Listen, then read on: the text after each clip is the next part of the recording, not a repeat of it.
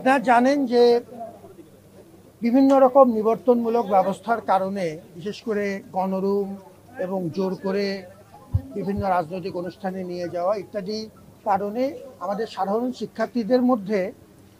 গণ অভ্যুত্থান পূর্ববর্তী একটা দীর্ঘদিনের সংস্কৃতি, যে নেতিবাচক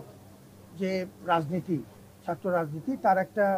এই সম্পর্কে শিক্ষার্থীদের মধ্যে একটা আশঙ্কা আছে, শঙ্কা আছে, কিছুটা ভীতি আছে এবং ট্রমা আছে। ওই পরিপ্রেক্ষিতে আমরা যেটা এখন চাচ্ছি সেটা হলো আমাদের যে ক্রিয়াশীল ক্যাম্পাসে ক্রিয়াশীল যত ছাত্র সংগঠন আছে, ছোট বড় সব মিলিয়ে প্রায় 23টি সংগঠন, তাদেরকে নিয়ে আমরা একটি ডায়ালগ করছি জরুরি ভিত্তিতে, যে আমরা এই ক্যাম্পাসে অন্তত যদি হল দিয়ে শুরু করতে চাই, হল পর্যায়ে, তারপর সম্ভব হলে ক্যাম্পাস পর্যায়ে আমরা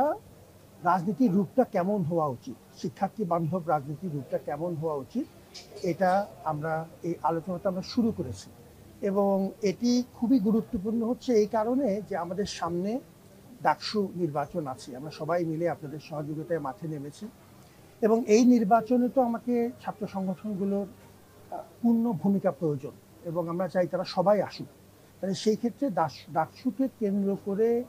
এই নির্বাচন কেন্দ্রিক কর্মকাণ্ডগুলো হল পর্যায়ে বিশেষত কীভাবে হবে এবং এই পর্যায়ে যারা, যেহেতু সাধারণ শিক্ষার্থীদের মধ্যে একরকম ভীতি আছে, একরকম দীর্ঘদিনের একটা এই তিক্ত অভিজ্ঞতার কারণে একরকম নেতিবাচক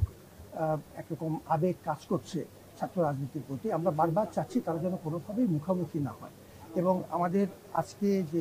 সংগঠনগুলো অংশ নিয়েছে তারা চমৎকার কিছু পরামর্শ দিয়েছে। এই আলোচনা আমাদের জিইয়ে রাখতে হবে, সময় লাগবে, এখনও আলোচনা চলছে। আপনারা